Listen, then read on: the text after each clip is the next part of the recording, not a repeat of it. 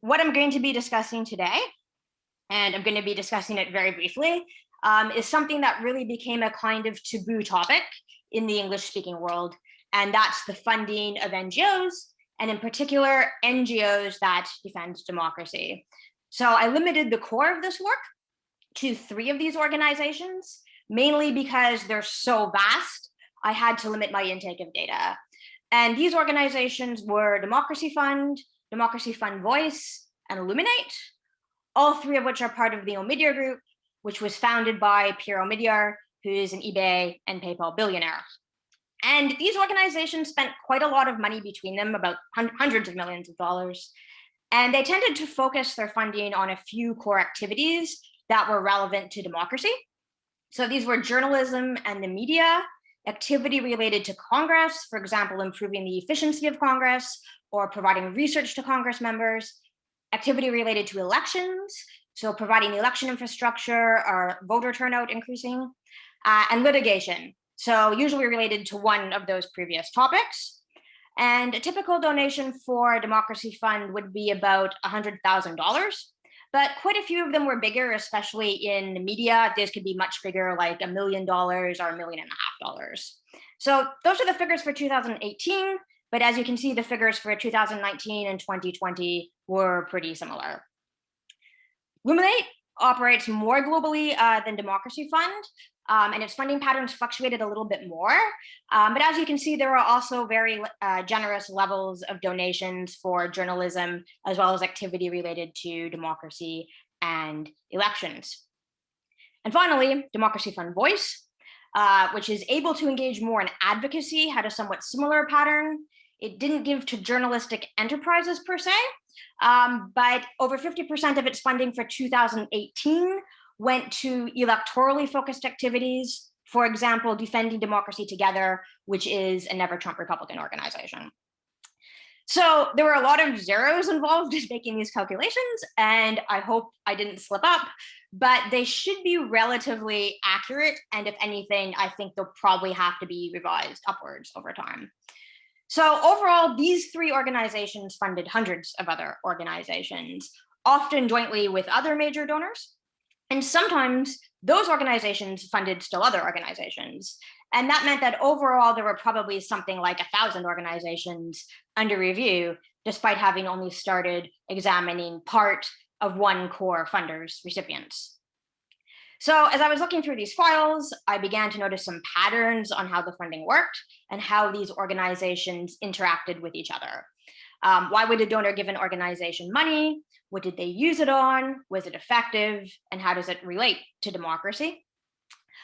One of the first things I noticed was what I would call the walled garden nature of these organizations. And part of that was physical. When I plotted out the addresses of Democracy Fund's recipients on a map, over 40% of them were based in Washington, D.C., and many of the remaining ones were headquartered in Brooklyn and California. And if you zoom in, you can see that they're even closer together than it looks like at first glance. And in fact, in many cases, they're just a short walk apart. And that physical proximity was definitely accompanied by a mental proximity. Most of the recipients worked with each other pretty much continuously. So, for example, a journalism organization that received funding from Democracy Fund or from Illuminate would often cite think tanks, universities, and activist groups that also received money from Democracy Fund or Illuminate. And think tanks would refer to other think tanks as useful resources or trusted resources or recommended partners without revealing that they were getting money from the same funders. And that happened a lot, creating this kind of fishbowl effect, which they didn't seem fully aware of themselves. So to give one kind of funny example of how far this went, one place called New Mode received money from Illuminate in 2019 and 2020. And New Mode creates software that automates tasks like sending a letter to an editor or coordinating Twitter and emails and similar activities in order to, as they put it, successfully pressure decision makers. I ran for office here in Ireland, and I used to get these things all the time. But I didn't have Polyscribe, which is a software created by Fireside 21 which received $100,000 from Democracy Fund Voice in 2019 for research on machine learning and constituent relationships. And according to them, their Polyscribe tool will delight your constituents by allowing you, the elected representative, to create a compelling response letter in only 5 seconds. So Omidyar is basically part funding these organizations to send semi-automated emails back and forth to each other, like essentially creating a society-wide chatbot. And this fishbowl aspect of the community played out in a lot of ways, but the main point is that it was really, really, really insular. It would always lead back to itself. So in addition to this insularity, I noticed that these organizations and their inhabitants had a certain type of behavior that also tended to repeat itself. And the word that seemed most apt to describe it to me was courtier-like. So what do courtiers do? Well, they tell the king how great he is. Check. The recipients tended to praise and express gratitude to their donors. They live a life of relative luxury without having to do very much. Just also check. This was quite a glamorous place. Many people on the payroll were remarkably well paid for their jobs. And there was kind of a level of fawning, hype, and glitziness associated with all of their activities. Courtiers also put down anyone who rocks the boat, or to put it another way, fails to maintain the manners of the court. Here as well, a very noticeable aspect was the kind of obsession with what they viewed as misinformation and the need to very, very, very harshly control it. And that could include making sure no one misportrayed anything to their friends on Facebook, that no one said anything controversial, even on private messaging apps, and that there were no adversarial narratives out there. And finally, courtiers often don't have any particular talents. Also check. Compared to the money being spent on these organizations, which was quite a lot, the production levels were really quite low.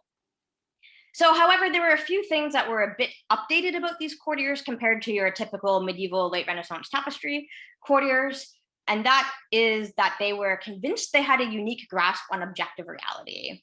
In fact, a huge percentage of their literature repeated endlessly that they were engaged in promoting objective truth, and that everyone else in the world was just denying reality. An enormous number of funded projects were called labs, even though there is nothing particularly lab-like about any of them. Another characteristic was that they were certain everyone needed their help. So they were very, very keen to create a kind of dependency relationship where they had to fill a gap in their view. And most intriguingly of all, they were really fixated on the idea that they were radical badasses, sticking it to the man. And that puzzled me for a little while. But I think it's because they like to claim that everyone else out of this space is fringe and extremist and dangerous. And I guess if you're already a radical badass, then anyone to the far side of you must be a dangerous extremist. So I think all three of these latter behaviors, which are somewhat different than old-fashioned courtier behavior, are efforts to justify their existence that courtiers in the past didn't need because they lived in societies where their social and economic status was acknowledged as legitimate. So what does the rise of this courtier class mean for democracy? Why are wealthy oligarchs subsidizing an entire class of people to get surprisingly little work done? The main reason, I believe, is that these organizations, often purely by dint of numbers, because there are hundreds of them, maybe thousands, serve to crowd out genuine grassroots movements and give the impression that the wealthy and powerful are dealing with opposition, in fact, radical badass opposition, that is in reality on their payroll.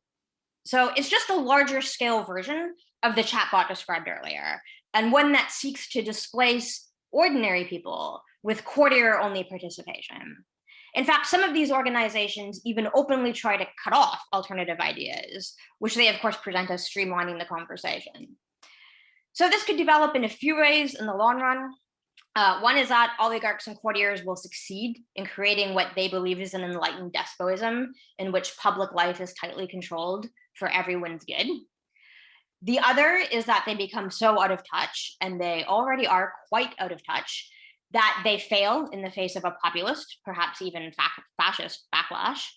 And the third is that by beginning to create puppets everywhere to fight their causes for them, we could descend into mob rule, where powerful entities pit their adherents against each other.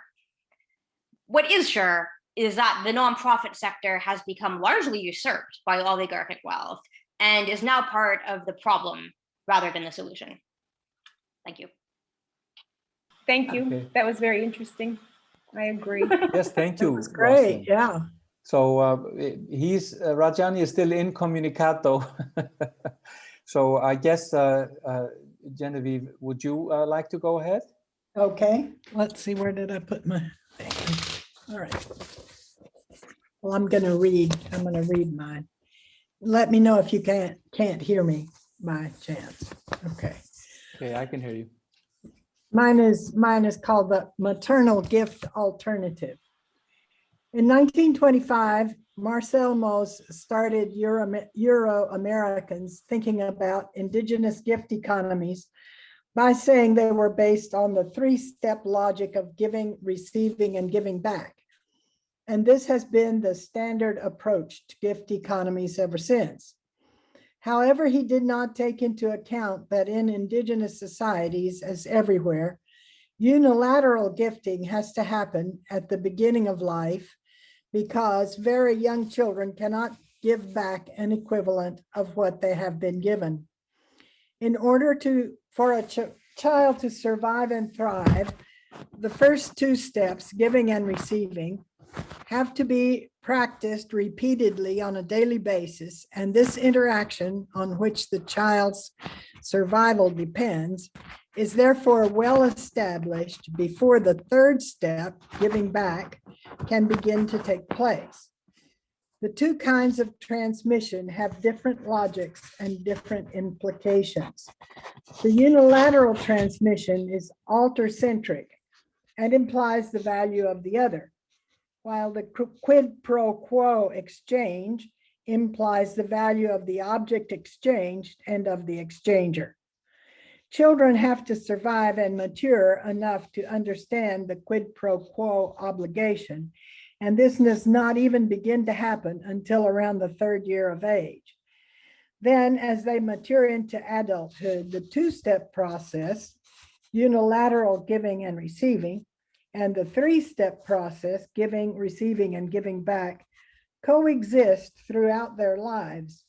Though in the wider society, the latter process, exchange, displaces and hides unilateral giving and receiving as an economic and as a life principle, especially in the capitalist market-based societies. Jacques Derrida believed that unilateral gifting was impossible because even the knowledge that one has given provides the payback of an ego boost to the giver. He did not see that in a society where everyone was doing it, there would be no ego payoff. Indeed, motherers, I use this word to include everyone who does the fine-tuned, detailed work of satisfying infants' needs. Motherers do unilateral gifting as a commonplace and necessary daily practice, and they are mainly unrecognized. Young children cannot give back an equivalent, and so for them, the motherer's gifts are unilaterally received. Thus, the model of unilateral giving and receiving is present at the beginning of every life. I believe that it is not the logic of exchange, but this unilateral gift model that provides the original logical structure and underlying metaphor of any economy, as well as of communication, community, and our relation to our surroundings. One reason we have not recognized this first economy is that the market plays such a big part in our lives that we interpret everything in terms of exchange. We have not had an appropriate meta level for unilateral gifting, so we think of it as a partial or a failed exchange, or as exceptional and perhaps sacrificial, as goodness or foolishness or subservience, or as essentially hormone-driven and merely natural.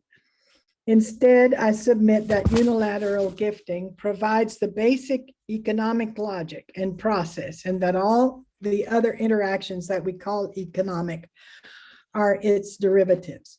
Even exchange itself, quid pro quo, is only a gift doubled back and made contingent upon an equal return.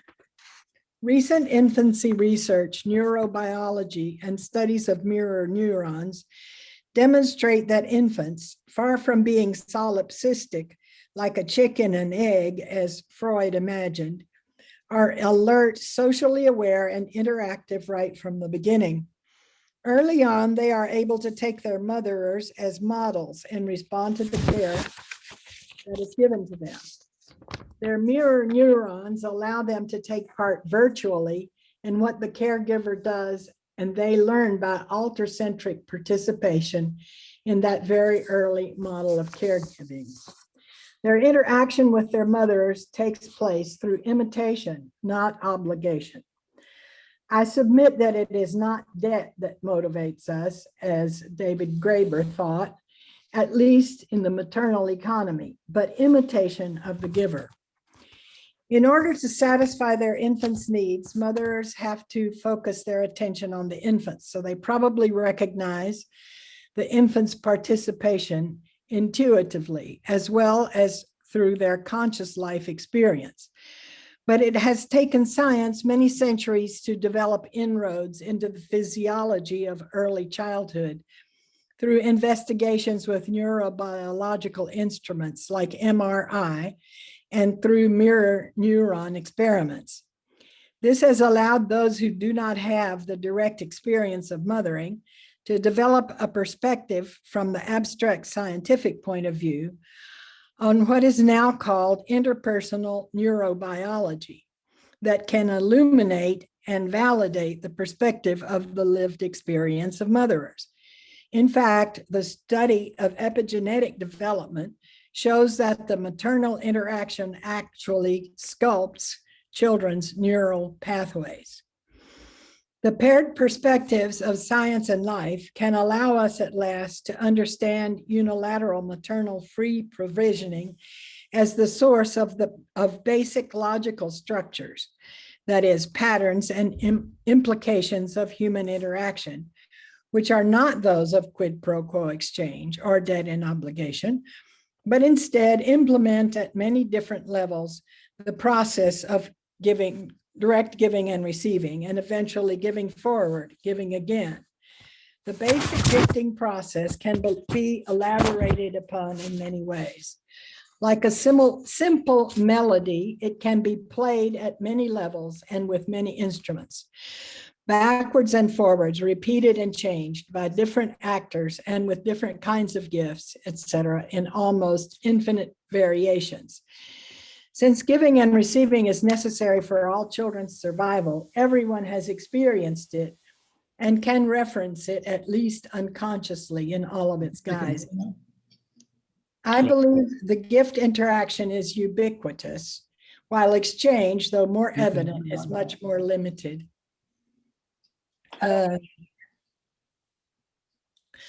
Unfortunately, exchange Hello? logic. I think they can hear me. Yes. Yes, yes, it's working. Yes. Yeah, great. Yeah. Sorry, keep going. Unfortunately, exchange logic permeates our society, and the metaphor of exchange often obscures gift interactions at different levels. For example, many sharing interactions are based on turn-taking rather than quid pro quo, and we misdefine them as exchange, like exchanges of ideas or opinions or words or even glances.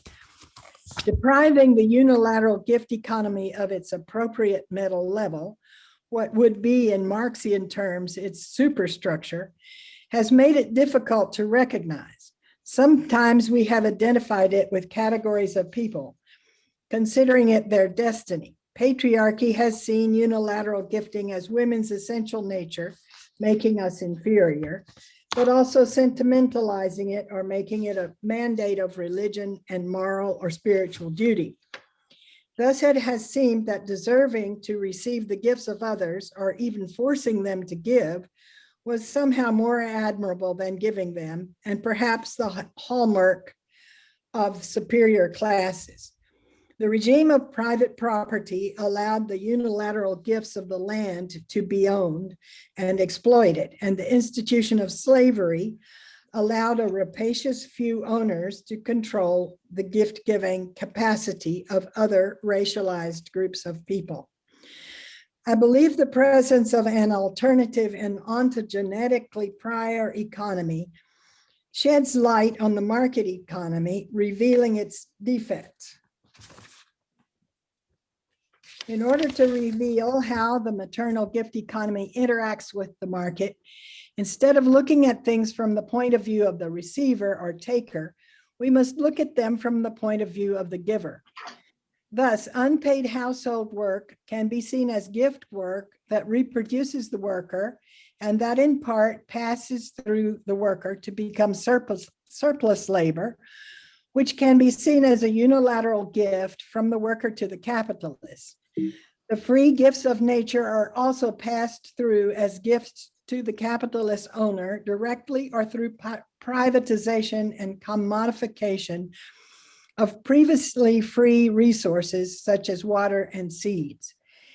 In this light, the profit that motivates the whole system is not something that is made, but a gift that is given by others, even if unwittingly and unwillingly, under constraint. Those who make profit are actually receiving, leveraging, or taking gifts. The economy built upon commodity exchange as a whole takes from the economy of gifting, which according to its own principle gives to its other. We could say even mothers it. The exchange economy and the gift economy are actually locked in a kind of parasitic embrace in which the exchange economy is the parasite and the gift economy is the host. It is said that the market is necessary for the distribution of goods in scarcity. Actually, the market creates the scarcity that makes it necessary by channeling the gifts of the many to the few, where they are pooled as capital and reinvested in order to leverage and channel more gifts.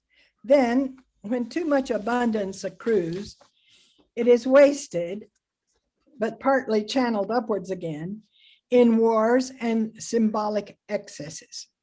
The same mechanism is at work in colonization, seizing the gifts of territories that in many cases were still functioning, mainly on the basis of indigenous gift economies, and imposing markets that siphon off the gifts of the many and of nature through seemingly neutral commodity exchange. However, this giant gift-taking mechanism unobtrusively and perhaps unknowingly has started taking too many gifts from the earth while spoiling other gifts by polluting, depriving other creatures and future generations. The gift context, which once was abundant, is fast depleting. In order to survive and give what is necessary to their own families, people cling to the market exchange ever more desperately, admiring those who are able to make a lot or who find new ways of doing so, like commodifying previously free natural resources, creating fiat money, selling drugs, lies, and new means of domination like internet surveillance. Scarcity has been created where abundance should be, and we have called it progress. Mothering has been seen as limited and limiting, not extended to the society as a whole, except as the principle of the inferior nature of the unrecognized host of the parasite. I believe that an accessible way to solve this immense problem lies in recognizing the importance of unilateral giving and receiving, perceiving it when we are doing it, studying it in order to experiment with it, to generalize it and consciously practice it, to finally base the whole economy on gifting, liberated from the parasite of exchange, and to construct or find a shareable framework of understanding based on this pan-human economic and communicative paradigm. This requires reframing mothering as providing a basic logic that continues to inform our actions throughout life independently of gender. The appropriate characterization of gifting can allow us to offer it as a fundamental, communicative, original, and ever-present alternative to the market. I have tried to do this elsewhere using semiotics to understand the gift economy as material communication and language as a verbal gift economy. I see this as a step towards connecting the dots in a way that will provide a new, more accurate meta level, an appropriate superstructure, reference to which will allow the gift economy of the future to replace the market. Thank you very much. Sorry the way everything went today, but one of those things, that's probably what we're talking about, the complete breakdown of everything. But I somehow didn't think it also included our own conference. But, let that be a lesson for all of us. What do you think? All right, mine is only a 5-minute thing. I'll try to race through so that you guys have plenty of time. The West was built, if built is the right word, nakedly on supernal greed, wedded to asocial individualism. Elevating that egregious default, in theory, in terms of the high means of capitalism and or modernism, borders on sophistry and subterfuge. Life, including planetary life, is short, and so it may be time now to call a spade a shovel. It is European greed that has brought this world to the brink of near extinction. Europe invented the ideas and praxis that now ravage the world. They are the clear provenance of every crisis we face now, directly or indirectly.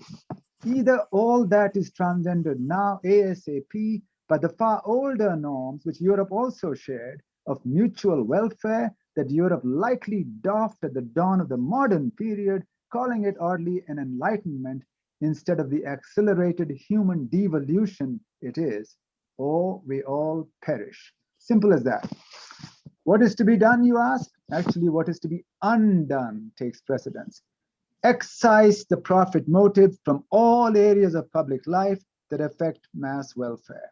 We don't let it run the police department or the fire department.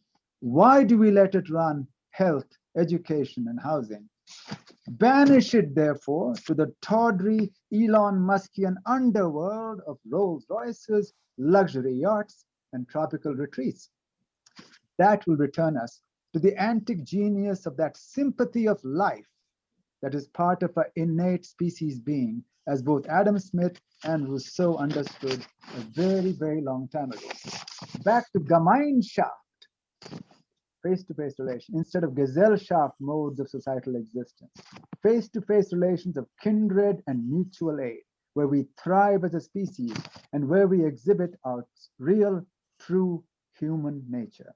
As with tribal formations of yore that are stellar exemplars of our ineffable communitarian essence. I've done many books on this theme that explain it. I'll list but 3 here.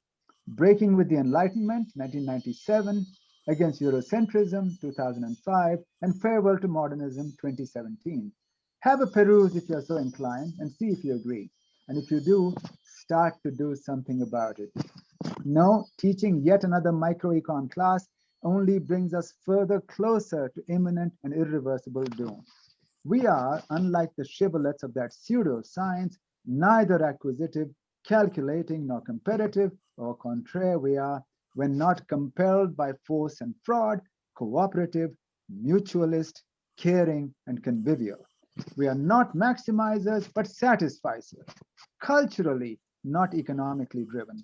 In fact, the ideas of Eurocentric economics, we must never forget the adjective, are a gross libel upon the human race. And so-called economics is but the crown jewel of the hegemonic ideology of European modernism. Sure, it affords many of us a good living, though I've been mercifully spared that disruptive fate, but its planetary cost is decidedly unaffordable. It may be high time we took the con out of econ, for it subverts us all deeply with its false nostrums. So think about it as you go about the sacred rituals of tenure, promotion, and all the rest of the spoils of rank, station, and office, while manufacturing illicit consent, whether aware or not, as hired prize fighters on behalf of the 1%. All those goodies may not matter very much when sea levels surge and freak hurricanes sweep away those gated communities and that house on the hill. The time is now. The human project needs to be reseeded all over again. So please reflect and act as you deem appropriate. Despite the apocalyptic nature of the foregoing, let me wish you all personally well. Please be safe in these hazardous times and prepare for times even more hazardous to come unless we act. Thank you for your indulgence. All right, so I'm done. So I think we can now have perhaps Ravi go. So Ravi, if you're ready, please go. Yeah. All right, thank you, Rajani, and thanks to everybody else for joining and letting me speak to you. My topic, the address is, the title is Prout, a New Paradigm for Social Welfare. What is Prout? Prout stands for Progressive Utilization Theory. PRO from progressive, U from utilization, T from theory make up Prout. Now, Prout has many facets. First of all, I will touch on its theory of history because it's very, very important today. Prout's theory of history offers a very optimistic message at this point, even though we have gloom and doom all over the world through coronavirus, bad winter, interest rates rising fast, and poverty and hunger. In spite of that, Prout has a very positive message. Now, according to Prout, we are now in the age of money in society. The rule of money prevails almost everywhere in the world. And every age of money, toward the end of the age of money, there is extreme wealth concentration. And I had said that some 40 years ago in a book called The Downfall of Monopoly Capitalism and Soviet Communism. So Soviet communism is gone. Here now is the turn of monopoly capitalism. Once this goes away, we'll have peace and prosperity for everybody in the world.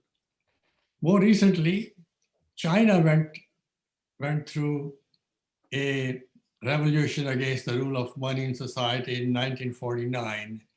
Moneyed people in China were the feudal landlords. Feudalism itself is always the rule of wealth or rule of money in society.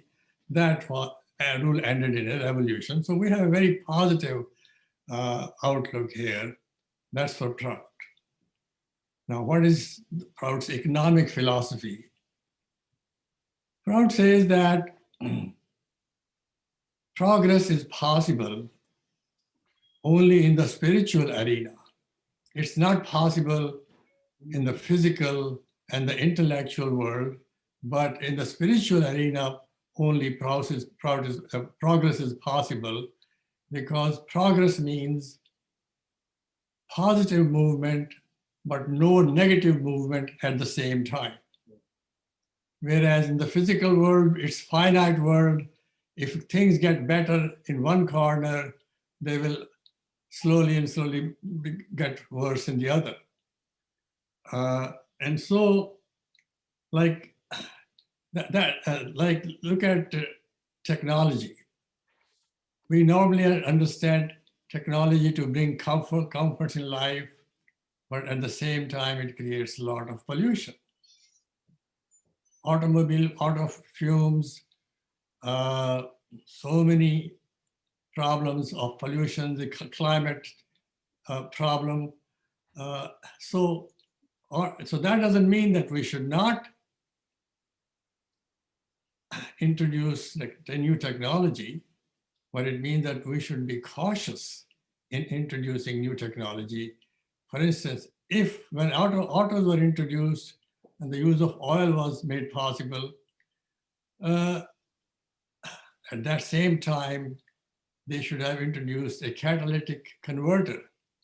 In other words, new technology should always be properly examined, and then a counter technology should also be discovered and should be introduced. So if catalytic converter were introduced at the same time, we wouldn't have this oil and auto-related pollution in society. Secondly, Prout says that we should have a balanced economy. Few people realize that international trade is the biggest cause of pollution in the world.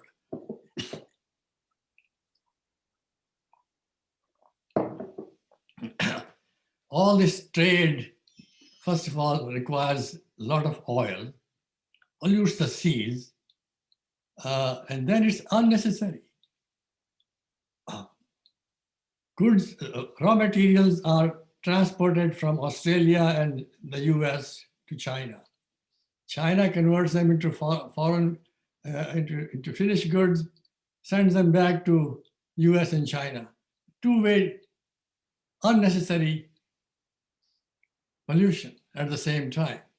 Now, if suppose you want to participate in a nation's economy, in a country's economy, then don't do trade, don't have free trade, don't have free foreign investment. Take your money to that population center where demand is, produce there. So you don't need all this transportation to and fro. So that's the Prout's, that's why Prout is against free trade. This is one good thing that President Trump did.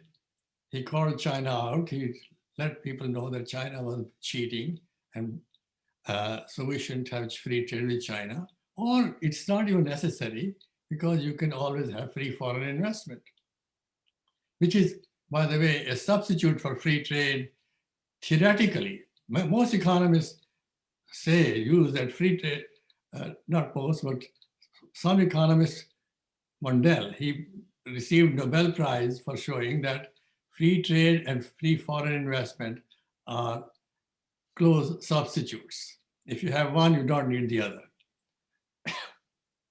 All right, and then in the matter of the economy, Prout said supply should always be equal to demand. And this is also supply of, in macro sense, should be equal to demand. And this is possible only if you don't have any foreign trade surpluses or deficits. But we know there is plenty of foreign deficits around the world, plenty of surpluses around the world, and that's itself is the result of free trade.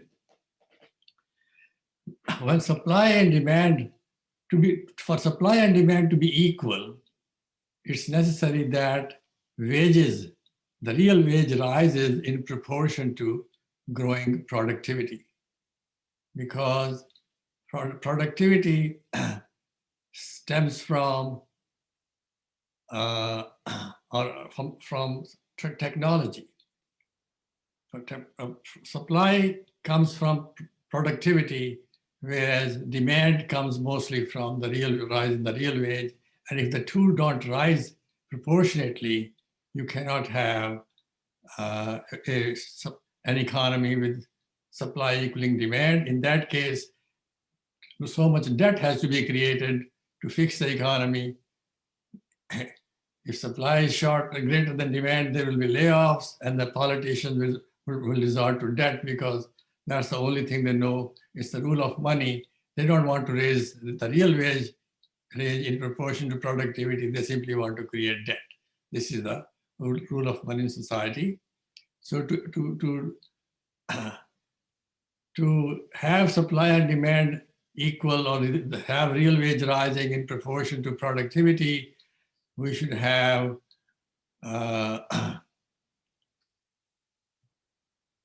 we should not, and the debt is the way to create full employment. So that's political corruption. Why do politicians do political corruption? They need money from the corporations. This is as simple as that. They don't want to raise the real wage. They want money from corporations to be elected. So it's all corruption. So this rule of money will go away only if we have economic democracy. In economic democracy, workers have majority shares, and their representatives simply sit on the board of directors. Their CEO would then see that workers are happy. And when productivity rises, real wage will rise automatically. So we should have economic democracy and truly free enterprise. Since time is short, I'm going to say that Prout is very optimistic. No, about the actually, future. Ravi, you have time because I have time, okay. this is our show. It's not the conference show anymore.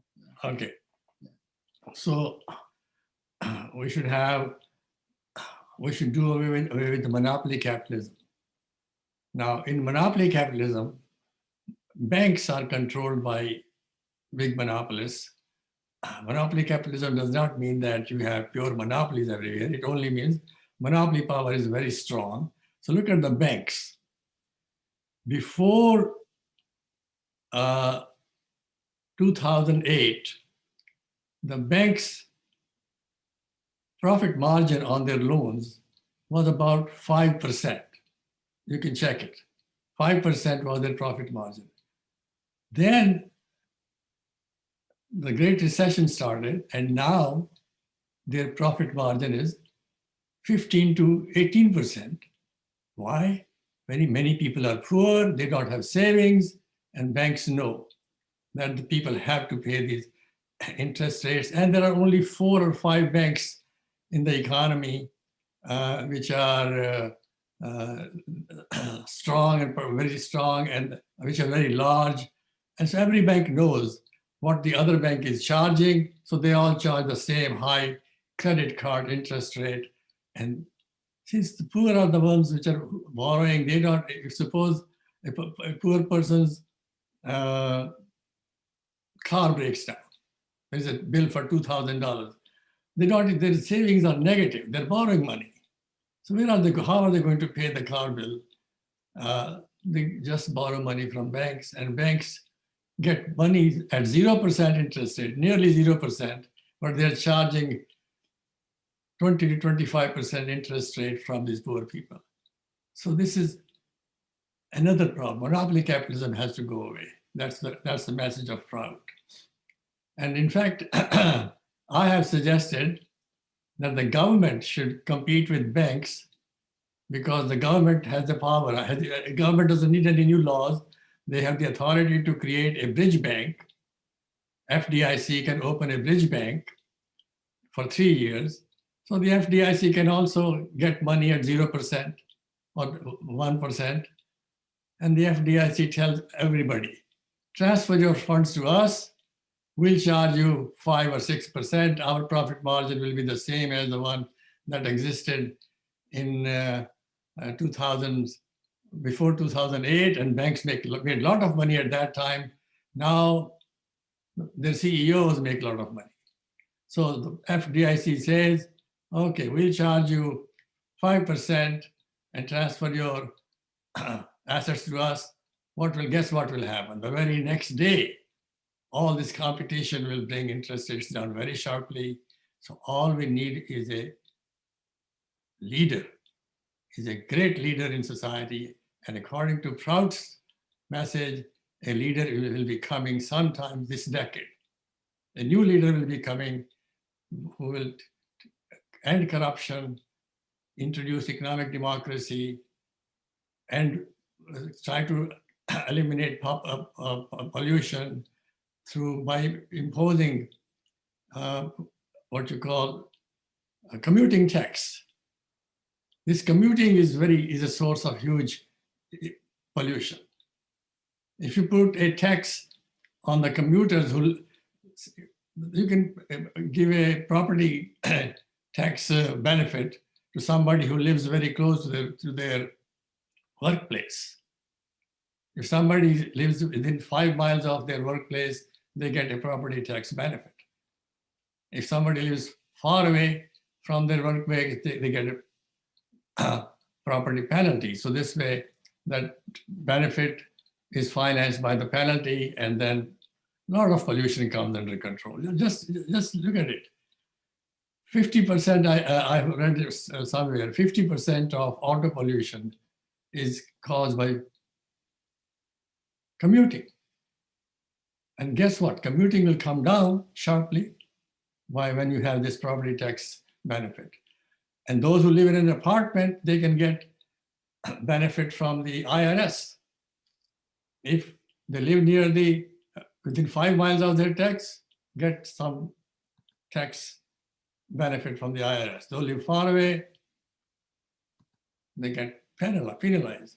So Prout is has very positive ideas. And pollution, economic democracy, monopoly capitalism, all these have to end for the benefit of society. That's why the title is Prout, a new paradigm for social welfare, social benefit. Poverty will go away from this once Prout is there. And believe me, these revolutions have been occurring constantly for 5,000 years. Feudalism was the last time where there was age of the wealthy in the Western world. Feudalism ended in this revolution brought by serfs. Serfs fought with feudal landlords and ended that rule. So, and I'm very optimistic. Remember, why am I optimistic? I predicted in a book in 1978 that Soviet communism would be gone, and after that will go away this monopoly capitalism. So if the Soviet communism can go away, remember there was a tremendous dictatorship. They went away. Now is the turn of monopoly capitalism. So in a Prout, in a world of, in a dark desert of the world, Prout is the only philosophy that is an oasis of sanity and optimism. Thank you very much. Thank you, Ravi.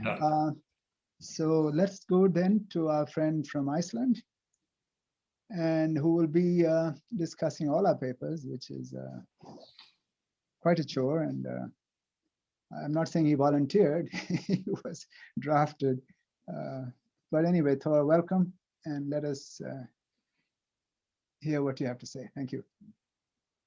Let me just begin by saying that I'm very pleased to be to have been invited to participate with all of you, and I have a brief time to go over everything that's been said here, and they're very interesting papers. My approach is, to recognize first that all of your presentations, they built on a lifetime of study. So there's a lot more behind them than perhaps appears through your presentations and what I can, through the short time I had to prepare, reflect. But I will rely on the wisdom of the Vikings. They said, keen is the guest's eye, and hopefully that will get me through. My feedback is oriented to stimulate further discussion, and I hope to do that through summarizing your papers or presentations, and then offering a question or two and some observation. And at the end, hopefully I can find something to say that is a synopsis of your papers that brings it all together in some way. So the session title is thought-provoking, but so are your contributions. And as Rajani and you have mentioned, the world is at a major juncture, and it's faced with an alarming degradation of many spheres of life. And so the task at hand is to identify a meaningful new direction so that the world does not suffer an intensifying economic and environmental disaster. And the presenters have now offered an analysis of notable problems, some more specific than others, and possible solutions. Rajani focused on individual materialism as destroying Western societies from within. and he calls it Euromodernism, and says that it applies to societies that are built on amoral and asocial individualism. And the logical outcomes are not pretty. There's madness, societal and environmental collapse, and even apocalypse. The US is an example of an EM, and as such, by definition, a failed society. Rajani sees it as an empire that exploits other cultures, and to Americans, he sees them viewing war as a permanent condition. This is a harsh judgment, but there's something there. To Europeans with a longer history, EM life is seen as hollow, and they are not as far advanced on that path. However, through their military cooperation in NATO, Rajani says that they are involved in the US empire. Now, he signals that real societies are at their core loving and humane, and the only solution is to live differently. My reaction is that can we explore that the individual freedom be balanced by more social responsibility, or are changes to the structure of the economy also needed? I think I remember that he had some solutions involving a tribal economy, but that's for another day maybe. Now, a social individualism is a fixture of neoclassical economics, or the worldview, and we know that economic and financial outcomes in recent decades have not been as the theories propose. So clearly change is needed. And I also wanted to ask him if the real problem is one of elites or of everybody, because this resonates with Ravi's view also. So there's a basis for discussion there. Now, if a more spiritual outlook is the answer, the question is, how do we implement it? For Roslyn, she did a very thorough and interesting study of NGO financing in the democracy space. And here's a description that I drew out of her big, huge paper with also some points from her.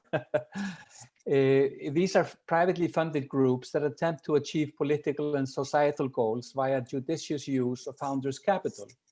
Money raised is spent on media and political related activities, etc. And there is the hope that social impact investing affects social change. She has noted that a sort of courtier class has developed in this setting that's funded by their oligarchic patrons, and they share content and personnel in between them amongst themselves, and they focus on a privileged discourse that is based on their own self-perceived unique grasp of objective reality. This is her phrase, excellent phrase. However, in actuality, the group lacks objectivity, and this makes them fail to represent ordinary people and offer technocratic solutions that do not address the underlying social issues that NGOs probably are supposed to do. And this brings out the important link between incentives and goals, and raises the question if it's a case of the principal agent model having broken down. And there are two questions. Do the incentives need to be better aligned with the funder's goal because employees are exploiting the program for their own benefit? Or are the funder's goals self-serving and the employees simply conveying messages and solutions in line with their wishes? So that's, I hope that has some relevance, Roslyn. For Genevieve, she proposes a very interesting thought exercise about unilateral gift model, which provides the original economic or human economic logic.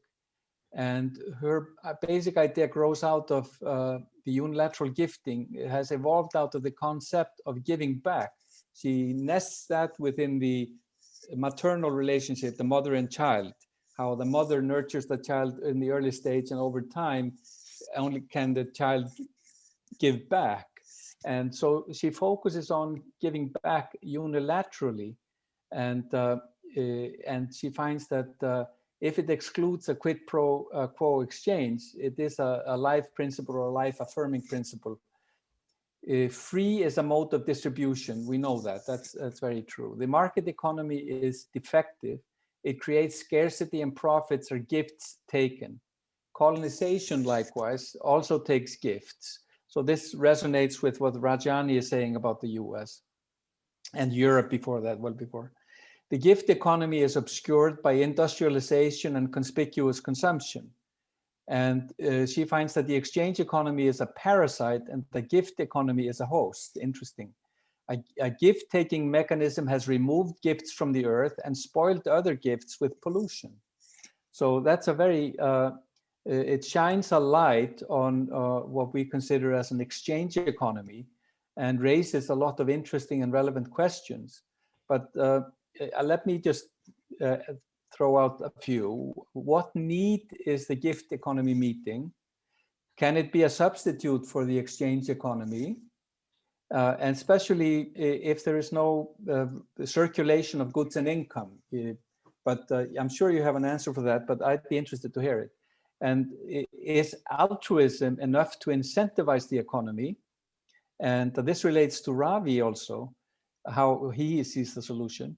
And how is the so-called coincidence of wants solved without these signaling mechanisms of prices and goods and money and markets? So that's what I came up with for that. For Ravi, he is working with the progressive utilization theory, Prout. And as I understand it, it's to restore balance to the environment, the economy, and people. And according to the law of the social cycle, the age of the wealthy ends in a social revolution, but that's followed by a golden age. And I should add of military commanders or warriors. And inflation and money growth, they follow natural cycles. He's shown that through his research. And so the Fed, even if it's supposed to control these things, it's not really doing it, which is amazing. Now, Prout covers physical, intellectual, and spiritual aspects of life. And true progress occurs only when balance occurs within each and among all three. And physical progress is impossible. This is a riveting insight. And whenever we have new technology, it requires a counter technology to take care of the side effects that are harmful. So also, if real incomes fall, this is a definition, there is a recession, even if GDP growth is high. Currently, economists say if GDP falls for 2 consecutive quarters, we are in a recession. But this may not, this definition is harder because oftentimes a lot of people may be experiencing income contraction while GDP growth is positive or high. Now, Prout favors a balanced and diversified economy along 2 paths. First, as Ravi mentioned, real employee earnings grow in line with productivity. And this ensures that national demand can then keep up with national supply without resorting to artificial spending created by domestic or foreign debt.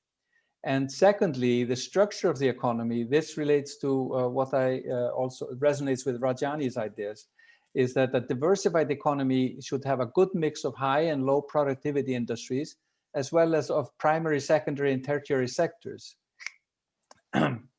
Now, Prout promotes a free, competitive, well-structured, and balanced economy.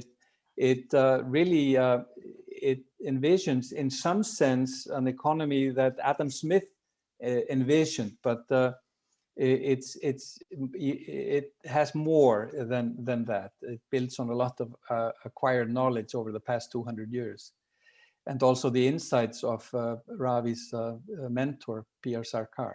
But these ideas also suggest that the inner reality informs the outer, and there's a greater emphasis on the spiritual aspect of life that can improve the physical and intellectual aspects.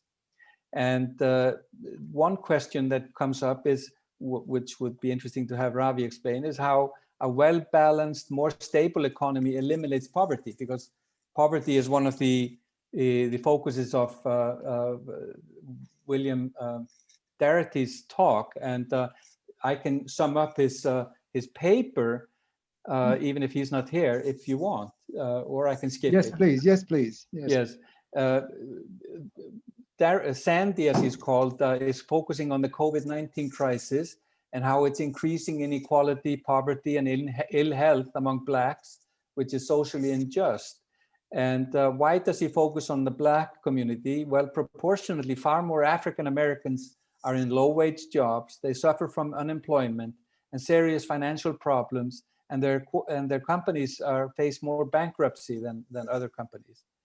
And there is a wealth gap in the US. The African Americans make up 13% of the population, but own less than 3% of the nation's wealth. And increased education, Sandy's research has shown, does not close the gap. And lower wealth is associated with poor health. So there is a link between all of this. And he basically says that during the COVID crisis, health issues are getting worse, and the emergency facing poor people in the US, especially the Blacks, is more dire, and it has to be addressed. And he says that we need an economic bill of rights for the 21st century for all Americans, and the reparations plan for descendants of US slavery to bridge the Black-white wealth gap and associated problems for poor Blacks. No, it's true, and I looked this up. Wealth was built on slave labor, we know that. US laws discriminated until 1865, and to a lesser degree until 1964 through Jim Crow type laws against Blacks accumulating wealth, and wealth raises the quality of life. So the case for reparations is strong. However, are there other considerations, such as limits on public debt burden or Pareto efficiency? In terms of the debt limits, should the focus be more on tax subsidies for education, work effort, and buying a house, rather than on grants to sustainably close the wealth gap? And in terms of the Pareto optimality, would an intensive general program to eradicate all poverty be better? So those are the thoughts that I had for him. And then the synopsis is that all our contributors suggest that more needs to be done, a lot more. And whether it's for all-round prosperity, the general happiness, or environment. And a common theme seems to be how to expand beyond the self-centered, utility-maximizing nature of individual behavior towards a new paradigm involving more altruism, one that perhaps balances better the individual freedoms with more social and environmental responsibility. So that's my summation, and thank you. Thor, that was magnificent. In fact, I'm thinking now that it is our show, perhaps you would like to add some comments of your own, since in this discussion, you've been discussing other people's ideas. If you'd like to, why don't you take a couple of minutes to say where you stand on some of these issues? That would also be, I think, a good idea. Well, you know, I've been a student of Ravi for a long time, and actually since 1980, and have followed his path and work. And so I'm very fond of his work, and I have great sympathy with it. And I see that, you know, I don't see a apocalypse ahead of us, but I told some of you here earlier that we are having earthquakes in Reykjavik for 3 days running. And while I was sitting here at the computer, we had two that were 1/4 on the momentum scale and 1/3. And so my chair was moving a little bit. So nature is a powerful thing, and we can't take it for granted. And we have to treat it with care. And I think that, you know, we are moving in Iceland. I think my professor at the New School, Robert Heilbronner, he was very fond of the Swedish model. But when I told him about the Icelandic model, he switched to that because I told him that we emphasized a little bit more, you know, doing things for ourselves, but also having a good safety net. Heilbronner was my advisor and also a very good friend later on. But anyway. Oh, excellent. Excellent. So, you know, I followed his work as well. And so, you know, but I think I agree with Ravi that, you know, we need to take the kinks out of capitalism. It's monopoly capitalism. That's not going to work for people. That only works for the monopolists. And I'm hopeful, actually, that the US is headed for some reform to like in the progressive era around the 1900s, first there was William McKinley, and then there was Theodore Roosevelt, who took over after him, who pushed through the Sherman Anti-Trade Act, which was passed in 1890, but it came to fruition maybe 10 or 15 years or 20 years later, when they dismantled Standard Oil and so forth. And I'm hopeful that a new progressive era happens in the U.S. Under the Democrats, and they really address this issue, because it is a real problem. You can see it with the big techs, and that they are affecting free speech. Even if you don't agree with everything that people say, they should be able to say it. And so, I agree with Ravi that we need to try to, make the economy more people, or he calls it also mass capitalism, more just ordinary people working and having different structures, and that we need to take into account what we're doing with the environment and how to reduce that harmful impact on the economy. And he has solutions: free trade. Trump called it free and fair trade, but I'm sure he wasn't thinking about the environmental aspect. But the effect is the same. Right. So thank you. If that helps. Thank you. Jocelyn, any comments since you've been patiently listening to all this? I have a question. Thor, could you comment on the women's presentation? Yes, well, I did. The gift economy to me is what Genevieve has done. She's brought out what's going on, and we don't see it because we learn in school to see the economy, and it has all these bells and whistles, and it's a technology, it's a tool, the economy. It has all kinds of things, but the gift economy, I think it's an interesting idea, but I don't know if it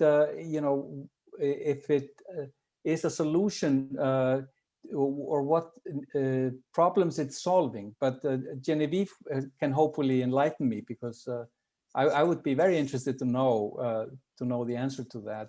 I didn't have enough time to study it, actually. So, and Roslyn, I find very interesting, because we have this political system. Ravi calls it corrupt, and it seems to be based on a same sort of problems as we are seeing through the NGO business, as that there are wealthy funders, and are these people working on behalf of the wealthy funders, or are they just exploiting them with the same result, that they're in a bubble and they're not having any real effect or no real change, and certainly aren't improving democracy. And right. So it's all very interesting, and I was very interested to hear and see all these presentations. Wow. How about Rosalind? Do you have something to say, Roz? Yeah, it was really interesting. I also love Ravi's work and his presentation, because I always just find it so spot on, and such like a great description of the problems going on with the economy today. And it always answers so many of my questions that I've had too, about like how banks are working and how those lending patterns are functioning, that I often wonder about myself, keeping up with current events. I really liked Genevieve's presentation as well. The older I get, the more I notice how much unpaid labor there is in the world, and how much work those things are. How I kind of think, as Tor was saying, how little the economy is the economy, in a sense, the economy that we measure, and how much of it are these things that we're not measuring. I thought it was also kind of interesting because it was about gift giving, and I was looking at NGOs, which are kind of giving gifts, except their gifts aren't unilateral gifts. They're definitely gifts with an expectation attached, or a gift that's made in order to achieve something. So it's a very different kind of gift, and I thought that was really kind of interesting. I was kind of comparing that in my mind as Genevieve was talking. I see. Okay. Genevieve, Yeah, any I comments? also Oh, sorry. I'm so sorry. Keep going. I also really like Genevieve's. It was extreme, but I think that maybe that's what you need to attract attention to get things back into balance. And yeah, I thought it was really interesting, especially now that we're on the brink of, well, not the brink, but so overpopulated. And as people are sort of being retired from work or working from home or maybe being made redundant, we're realizing that experiments like what Finland did, where it was just paying people to stay home, are perhaps a model or part of a model for the future. Okay. Genevieve, any comments on the other papers? Well, I can, yeah, well, I thought Roslyn was very interesting. And you're right about the kinds of funding and gifting that is so much actually an exchange, because unilateral giving satisfies the need of the other. And an exchange is getting back something from what you've given. And that is what happens in most of the kinds of funding, political funding and so forth, that happens. And so we have a real problem with critiquing the funding that gets done for nefarious purposes usually. And people applaud it as philanthropy, and it seems to be something good, and instead so often it is not. Not that it can't also be good, but so often it isn't. And I think all of that depends on a misunderstanding of giving and receiving as basic, and exchange seems to be basic instead. But it isn't. The basic mode of human life is giving and receiving, like just breathing. It's you breathe in, you receive, you breathe out, and you give. So it really permeates everything. And I believe that it's because we've lost track of that. We see everything through the glasses of exchange, that we are on the terrible path that we're on now. So yeah, and I too, I think that what Ravi says is always very interesting, and has a lot of sanity in it. And Rajani is always interesting as well. So thank you. Sometimes. Ravi, given that you're the senior statesman in this group here, what do you think of this session? Do you have anything more to say beyond what you said today about what's coming, what's going on? I have written a few books about the future of the economies. Like one I mentioned was I wrote in 1978, the downfall of Soviet communism and monopoly capitalism. And in that book, I also predicted that China would rise sharply, and become a big power. And then I wrote the book in 2007 about the new golden age. In that book, I wrote that something new would happen in 2009, something very powerful and new. And that was Barack Obama's election. And then after 2009 will be 2016. And I said in 2016 election, a radically different and very unbelievably different president would be elected. People won't believe that he or she was actually the president. That's what I wrote. These are the words in 2016. And then 2019, I chose 2019 to be the year that starts the proudest revolution. And the revolution would start with an unusual problem, incredible problem. I didn't know whether it was coronavirus or something, but I said it would be incredible problem, and then we'll consume the thinking of the world in the whole next decade. So it's now 2020, and the virus effect is still there. And one way or another, this will keep on going. But the result is very positive. The result is the end of monopoly capitalism and the rise of new leadership. Biden is now the president. He's doing some things right. He has actually no choice because he can't remove the monopoly capitalists from power. So he has to resort to debt to do whatever help he can give to the poor and the hungry. But this will not help. This is just a temporary measure, and it's not going to end the problems of poverty and hunger. And then wealth concentration will get even worse.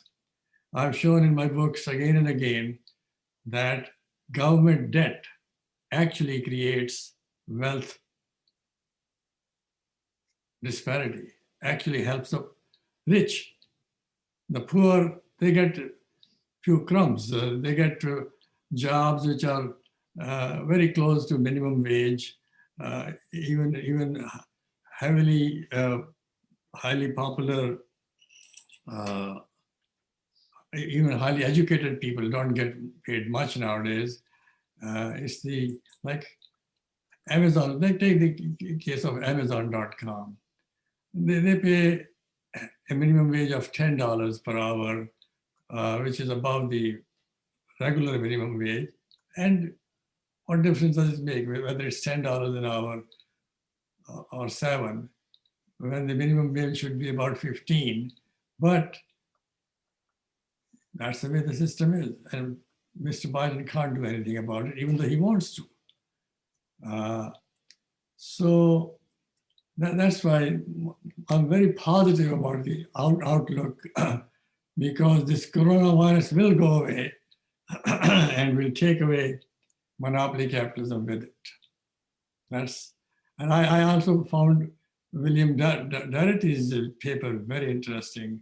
He shows that he talks about Black poverty, African American poverty, and I have written also on that subject. Mostly it's they are not paid according to their productivity. They're paid much less than their productivity, and they can be as productive as anybody else. And that's also the result of monopoly capitalism. Discrimination, etc., is a result of monopoly capitalism.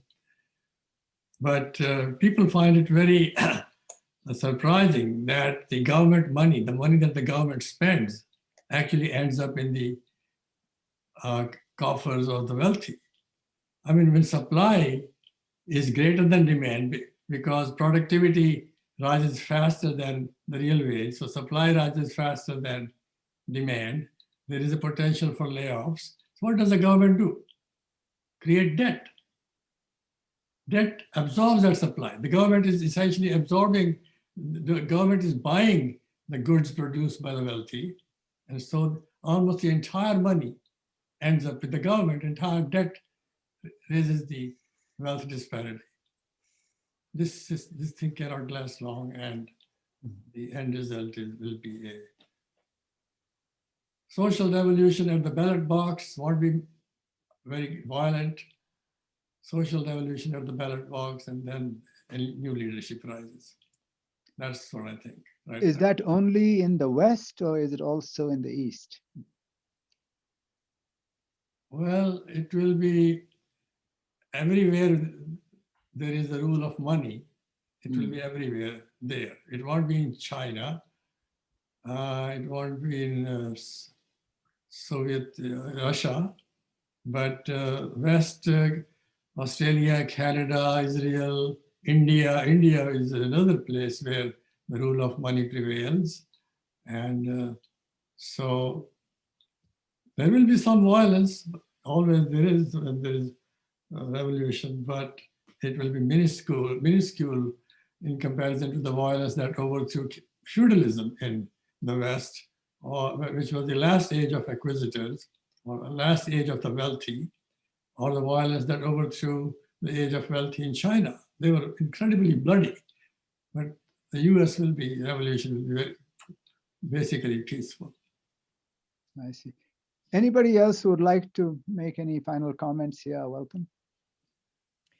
I would just ask Ravi, what about the environment? I mean, it's impending on all of these changes. Oh, yes. Environment is perhaps as important as poverty and hunger in the world. We have to breathe to live. So right?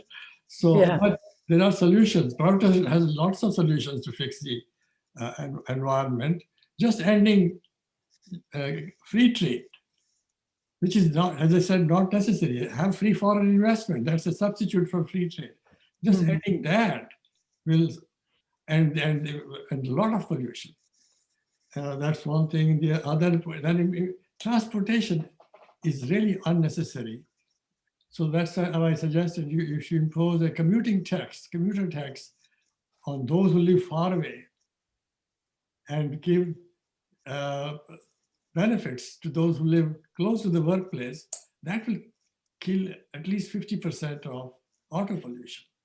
So there are very simple ways to do that. And then also we can end this poverty. Here is my promise. I showed in the book that poverty can be cut in half in 1 week if there are real reforms.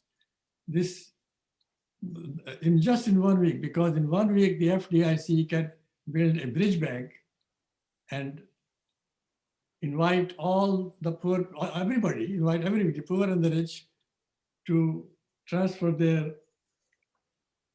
loan balances, especially the credit card balances, to the bridge bank and pay just 5 to 6%, maybe 7% at the most interest, and then the profit margin will still be what it was before 2008.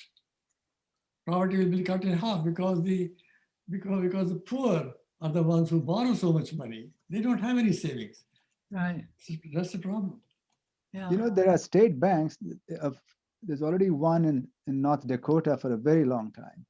It's a complete success story, and they really serve their clients, their needs, their local communities, and they are the ultimate threat, if you like, institutions like that, to the private banking system that we have. And yet it can be done easily, as you say, all over the country. Every state can have its own state bank that can easily cut the interest rates, easily bring down credit card rates, and so on. Well, see, where there is a will, there is a way. That's right. And where there is no will, there are excuses. Well, it's interesting that you say that, because in Cyprus, where I am, there's no minimum wage, although restaurant workers make about 450 euros an hour, which is about $5. But there are no food lines. We don't see any homeless people or any of that here. It's a collectivist society, and people look out for each other. There's a lot of unilateral giving. Yes. Any other comments before we wind up? Roslyn? I was just going to say thanks for organizing this all and getting it together. I know it's not easy, but I'm glad we could do it in the end. Yeah, I'm glad. I just wish that we were part of the conference and not like a separate enclave as we became today. Yeah. So anyone else with comments? No? Genevieve, I just like to say this, Roslyn said it, but thanks, Rajani, for organizing this. Thank you. Yeoman's work. And so nice to see all of you and to meet you, Genevieve and Jocelyn. And so just thank you on my behalf. Do you have any earthquake insurance? No, that's what's it called? It's something that happens and the insurance companies don't. Force majeure. Yeah. Force majeure, yes. Yes. Oh, well. Well, thank you. In fact, I have to particularly thank you. It was a very tough job for you to summarize so many different papers and so many disparate things. But I really think you did a magnificent job, of summing it up. So I really think all of us owe you. These were great papers. A great debt of thanks. No, really. Oh, you're welcome. But I just want to say about the insurance companies that the reason why San Francisco burned down was that the force majeure covered burnt buildings, but not earthquake destroyed. So they they went up in smoke. They went the other way. Yeah. So are we going to conclude, or is there anyone else? Ravi, anything else to say? So anyway, my thanks to all of you. If there's anything else to be said, please say it. Just Otherwise, a minute, 1 second, please. Ravi? Just 1 second. Yeah. I want to thank everybody too while we're waiting for Ravi. Yes. Thank you so much. Thanks for your Let's give a link, round of thanks, Genevieve. Yeah, That you're was welcome. like an interesting website. Yeah, Thank you. he organizes, a great organizer. Yeah. But anyway, there it is. I hope all of you stay safe and well, and prepare for the next time that we do this. So it'll happen. Yeah. And in the spirit of Euro modern, I'll say like the French, bon weekend. À tous. Okay. See you all. Ciao. Thank Bye, you, everybody. everybody. Bye, Thank guys. you. Thank Bye, Thanks, Ravi. Nice to everyone. see you. Thank you, Roslyn. Yeah, Bye. nice to see you too. Bye. Bye-bye.